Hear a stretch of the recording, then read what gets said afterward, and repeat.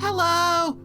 Hi! And welcome back to the blind read-through of Saya no Uta. How ya doing, everybody? The last time we were together, our good friend Fuminori Sakisaka, well, let's just say he's got a bit of a different view of the world.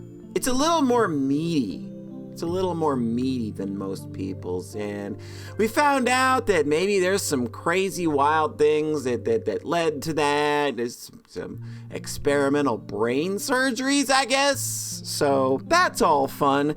So let's all get cozy, settled in, and let's not waste time because we are frantically looking around our desks to make sure that we did not lose our wallet. And of course we didn't, because we're actually super duper smart and we're really ahead of the game. You could probably actually see me looking down at my desk because this model actually tracks my movement a little more thoroughly. Ha ha! Look at us wasting time. All right, I'm gonna get myself down here. I'm gonna pop this on back up. Video game, please respond to me. Thank you. And we're gonna get right on into things. So, load that bitch. Let's go. Oh wow, the cursor jumps down to where the prompt is, and that freaks me out. It looks like someone sprayed the walls with pig guts from ceiling to floor. What color should the walls of a hospital be? White? Of course. And the creatures of rotten flesh shambling around me. I'm sure in this hallway, it looks just as white as it should. I know intellectually that the walls are white. I know that the flesh beasts are really human. I'm the one with the problem, and it's because I've accepted this that I'm able to lead something approaching a normal life. Again, he handled his conversation with Ryoko there pretty well. So I'm thinking, despite the fact that this is no doubt absolutely horrifying to go through every day, he's definitely handling himself pretty well. Even if my university's medical department is nowhere near as good as T University's, I'm still a medical student specializing in neurology. I have a basic idea of what has happened to me, though it's hard to believe.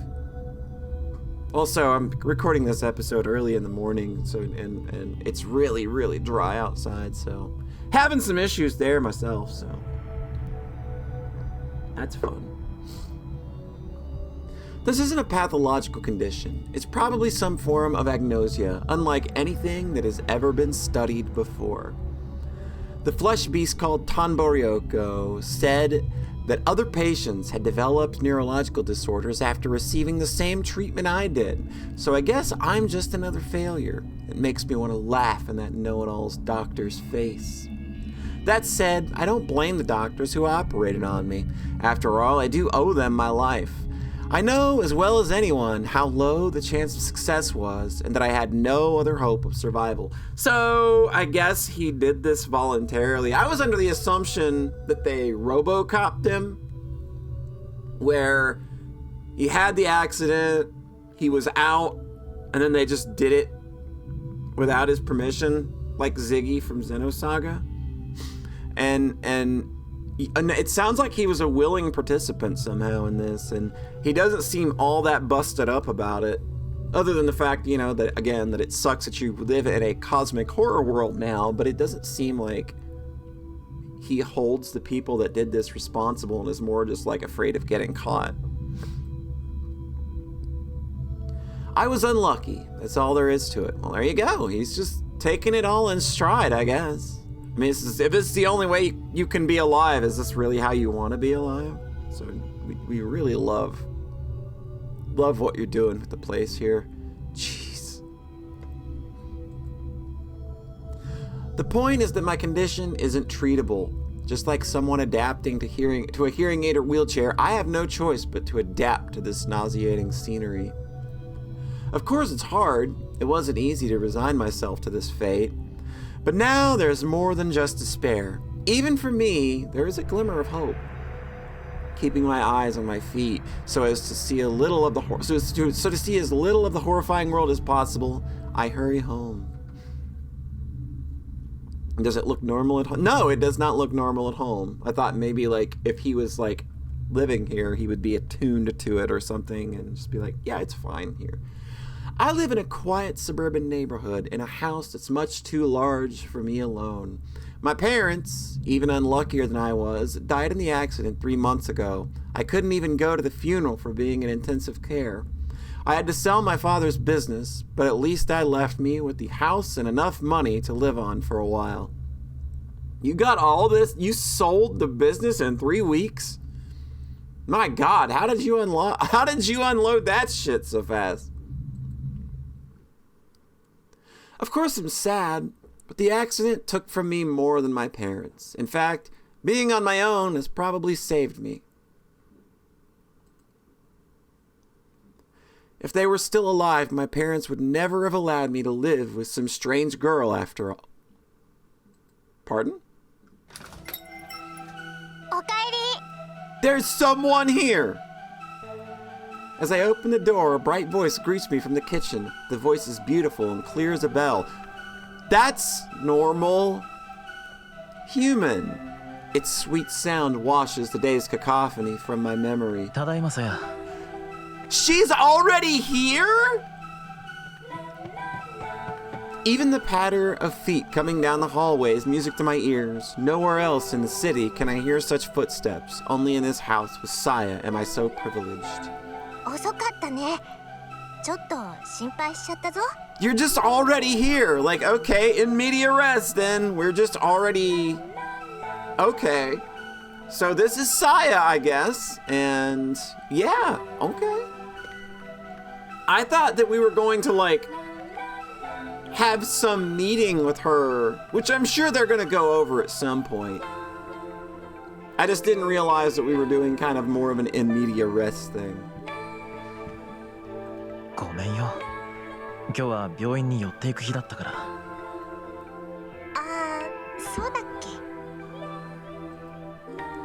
In her smile, in the inquisitive tilt of her head, is everything that I have lost.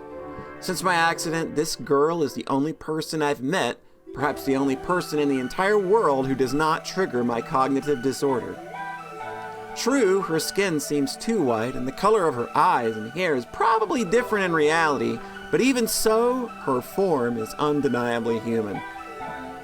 This is bad, my guy. You are living with a literal eldritch horror. There's no way this girl looks like this. If your cognition is messed up, there is no way this girl looks like this in reality. Oh no!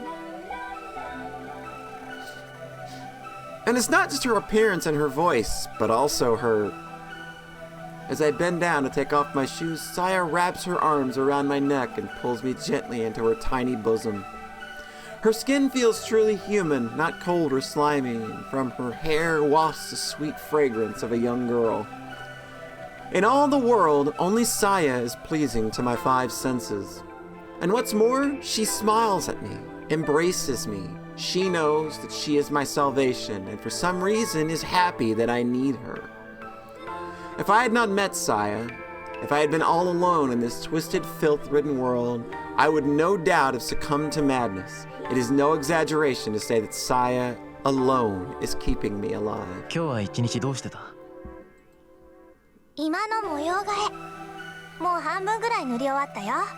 No, we're having hamburger and she's painting. Gonna paint over the guts. Are we painting over the guts or are you doing like a painting? Also, this is a really good song, by the way.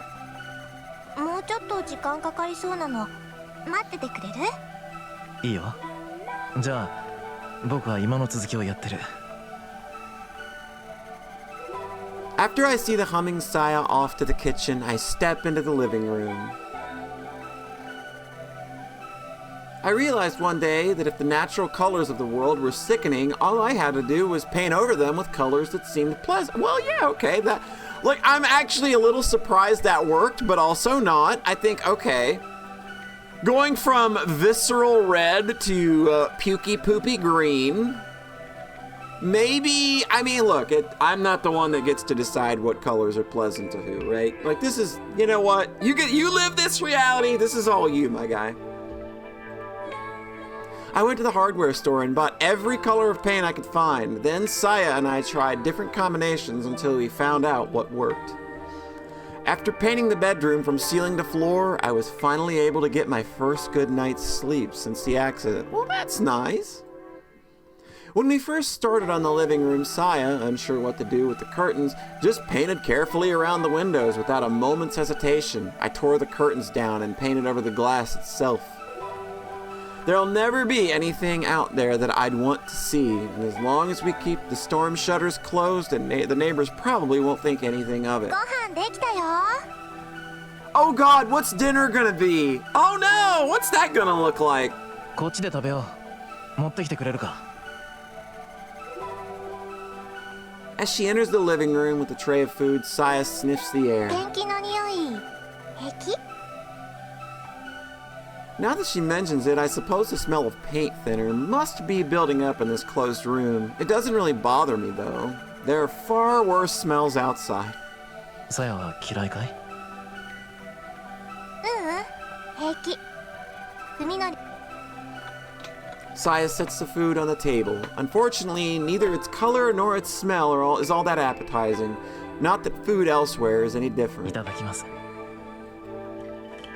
As has become routine, I steel myself and methodically transport the food to my mouth. The taste is as gut-wrenching as I expected, but it's not Saya's fault. I'm sure she made it exactly like the cooking show said. It's just that my taste buds can't accept it. 美味しくない？ Is it good? She asks hesitantly. まあね。 Lying won't make Saya happy. She knows about my condition. 気にしないで。明日はまた別のものを作ってあげるから。ごめんな、いつも。せっかく作ってくれたのに。いいのよ。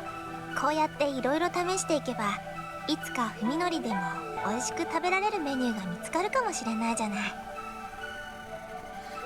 In my current state, eating is nothing more than an unwelcome duty. As much as I hate it, I need food to survive. If I stay alive, then perhaps one day, as Saya says, I'll be able to taste something delicious again. I met Saya, didn't I? さやは食べないの？私はもう済ました。 I bet you didn't. I bet you didn't eat it all, and I bet you don't have to eat it all.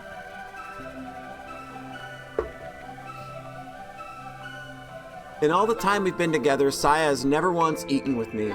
I don't know why she refuses to do so. It makes me a little sad. Because she probably, unhinges her jaw to the floor. The back of her head hinges backwards, and she just, stuffs things in there. And it's probably a hell of a lot more eldritch and terrifying than that. Still, I'm not about to push the issue. Not when she's putting up with all the problems I have. そういえば、今日もう一度病院で君のお父さんのこと聞いてみた。Okay, Ogai is her father? パパの？ Interesting. Dr. Ogai Masahiko, Saya's father, is her only relative. Saya has asked me to unravel the mystery of his disappearance. やっぱり何も教えてくれない。何か隠している雰囲気なんだが。そう。 I expected Saya to be a little more dejected. 心配じゃないのかい？音。No, そういうわ Saya けじゃないの。 responds with an unreadable expression. It's not that. She gives a little shake of her head, then smiles at me once again. ありがとう、文則。私のためにいろいろと。君はそれ以上のことを僕のためにしてくれるんだ。 I thank her for the meal and set my chopsticks down next to the perfectly clean plate. As wretched as the taste was, thinking of the care that Saya put into it gave me the strength to finish every bite. じゃあ、お風呂にする？また背中流してくれるか？ Please wash all of the guts that I accumulated while out today. Ever since Saya moved in, it's been like having my own wife.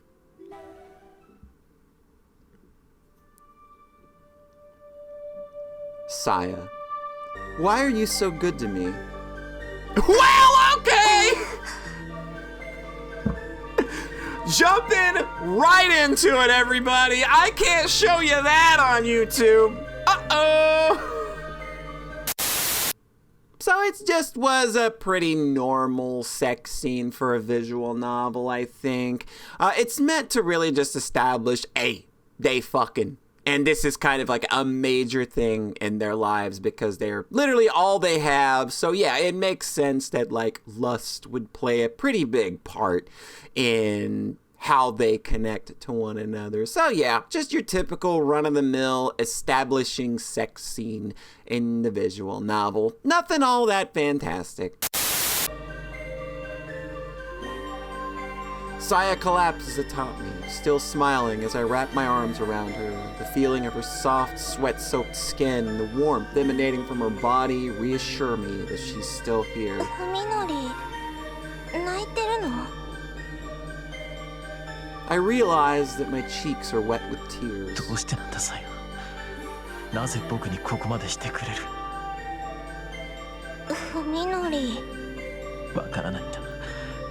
わからないのに僕だけがどんどん君に惹かれていく。君なしじゃ耐えられなくなっていく。 Got a real big old codependency going on here. A big old toxic codependency. That's what I see in your future. I wrap my arms tighter around her, praying that our bodies will melt together and never again be apart. 教えてくれ。どうすれば君を失わずにいられる？僕は何をすればいい？どうやって君に報いればいい？こうやって抱いていて。 Keep holding me, Saya whispers into my chest. 文則に抱いてもらうの大好き。だから私は文則から離れたりしない。なぜ僕なんだ？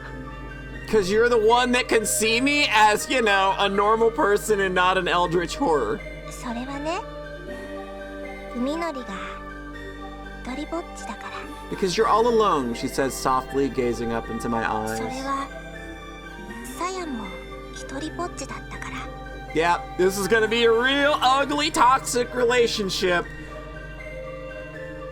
The sorrow in her voice resonates with my own. There is a deep loneliness in her eyes, a loneliness from which now springs boundless だ affection. からさやにも文則しかいないの。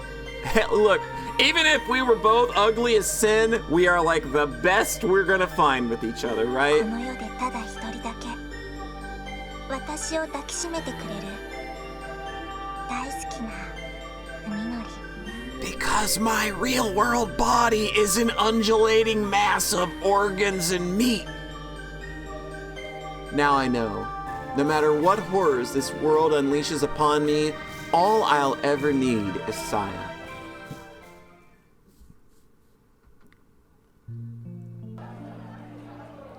Yo is determined to talk to him today.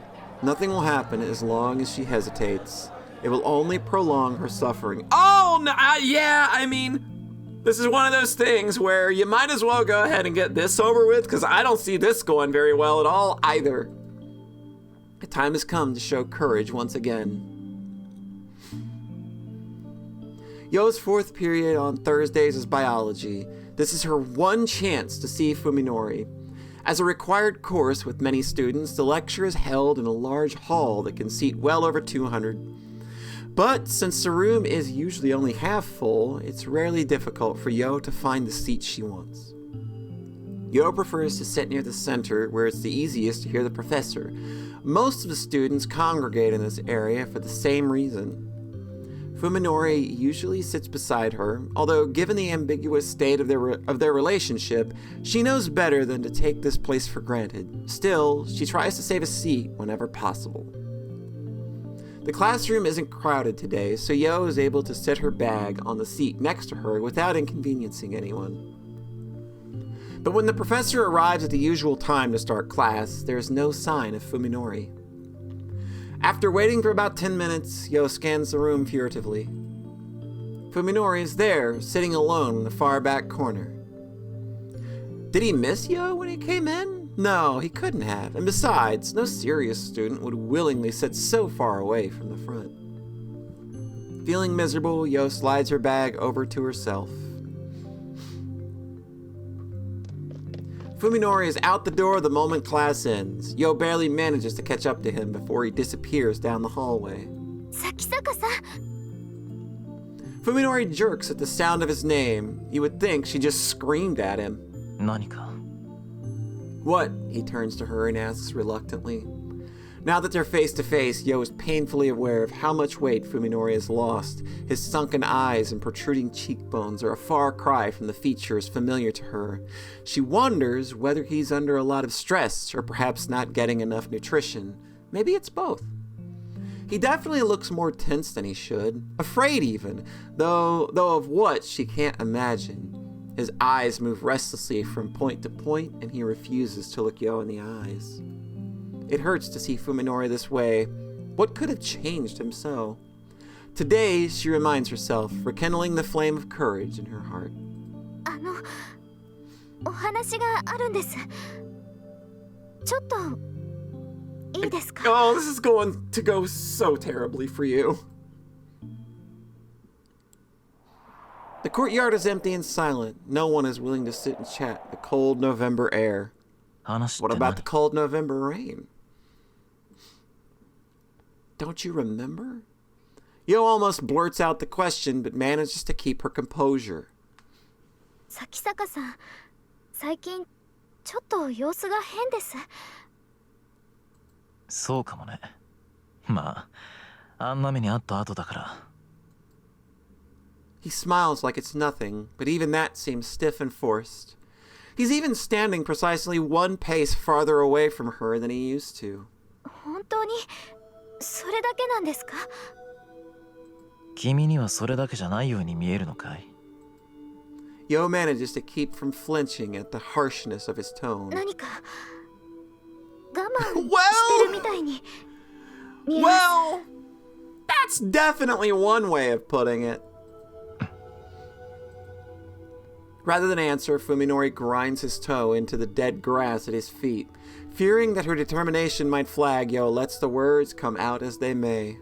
どうしようもないものを無理して壊れそうになるほど頑張って我慢してるみたいに。 That is a very, very, very light way of putting it. 今の咲坂さんはそう見えます。そうかい。 Oh really, Fuminori mutters through clenched teeth, no longer trying to deny it or change the topic. This is an even clearer signal of rejection than his prior evasiveness. But Yo's determination is strong. Today, at least, she won't back down. 友達ってこんな時のためにいると思うんです。 It's times like these, she implores, trying to convey the sincerity of her feelings for him, that you need your friends. ご家族のことは本当に残念だったと思います。 Oh god, she's this one. She's this awful, undulating eyeball thing here. Also, I know that's vertical for a reason. You don't have to. I know what you're doing, video game. でも咲坂さんは一人ぼっちじゃありません。トノ君やオミちゃんやそれに私がいます。 That's I would give that like a solid 6 or 7 on the old confession scale and trying to pull somebody in. Yo can no longer stop the words pouring from her lips. She fears that if she does not unleash the feelings pent up inside her, they will be lost forever. 一人で背負い込んだりしなくても私たちで何とかできることだってあると思うんです。 Well, at least her voice sounds a hell of a lot less crazy and distorted than everything that was going on at the beginning, right? たとえ何もできないにしても話してさえくれればあなたが少しでも楽になるかもしれない。私、咲坂さんの力になりたいんです。他のみんなも同じ。やめてくれ! Stop it! Fuminori shouts, silencing Yo's entreaty. She promised herself that she wouldn't back down, but Fuminori's expression is terrible enough to shatter her resolve. The look in his eyes is not anger or any other warm-blooded emotion. It is hate. Murderously cold hate. そういえば君には一つ返事しなきゃいけない要 Oh, 件 he's があ just った gonna do it, isn't he? He's just gonna like... We're not even just running away. He's just gonna be like, listen, bitch, fuck off! He remembers. He remembers, yet still he has treated her so coldly. That is all the answer she needs. If his words stab any deeper, she may very well die. 僕は君のことをとりわけ特別に意識したことなんてなかった。君に好意を持たれてもどう接すればいいのか迷ってた。僕が君のことどう思ってるのか、正直な気持ちが自分でもわからなかったから。咲坂さん。でもね、今ではもうはっきりと答えが出てる。あれから考える時間だけはたっぷりとあったからね。筑波さん。Jesus! 僕はあんたのことが大嫌いだ。顔も見たくない。Ouch. Don't cry, Yo tells herself, but too late to stop the tears pouring from her も eyes. う二度と会いたくないっていうのは無理だね。同じ学校に通ってるんだし。だからせめて今後は僕に声をかけないでくれないか。目障りなんだよ。I mean, I get it. It probably actually really does make him sick. But this is always awful, isn't it? It's like, oh God. And you're like, and you know, like you kind of get the feeling that he's doing this reluctantly. Like, I don't think he really wants to do this. I don't think he's like this fed up with the world and hates everybody yet. I think he's gonna get there, but I think that like he's doing this reluctantly and because it literally just is for his own sanity. How can you be so cruel, whispers in shock and despair. To which Fuminori twists his lips into a malevolent smile. Okay, maybe he is actually enjoying this. 君さ、少しは頭を冷やした方が良かったんだよ。どうせ大宮浩二にけしかけられてその気になってただけなんだろ。自分一人でのぼせてる分には勝手だけどさ、他人を巻き込むなって言うんだ。So are we still on for skiing though? That's all Yo can take. Even after shedding tears in front of him, she absolutely refuses to let him hear her cry. Any disgrace would be preferable to breaking down here. So she runs, fleeing breathlessly from the courtyard, and Fuminori's smile with Fuminori's smiled at her back. Damn. Okay. Well, I think we're gonna go ahead and we're gonna call that an episode. A lot of ouch there, but whew. Yeah, okay. So that's a lot to take in. Saya's real, everybody. She's already here and we're already fucking her. I guess maybe he's already settled into this. Maybe he's settled into the crazy and he's just okay with it at this point. I thought maybe there was some reluctance, but he seemed to actually relish in telling Yo to fuck off. So when next we meet, we will see, I guess, what the aftermath of this is going to be. So you have a nice rest of your whatever, and we will talk to you next time. Bye!